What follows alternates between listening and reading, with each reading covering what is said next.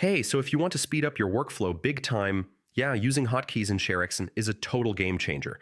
Instead of clicking through menus, you can capture, record, and upload instantly. In this guide, I'll show you step by step how to use ShareX hotkeys like a pro.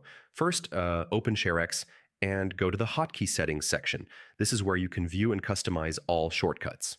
Now you'll see default hotkeys already set up. For example, print screen for full screen capture or Shift plus print screen for region capture. To create your own, click Add and choose an action like Capture Region, Record Screen, or Upload File.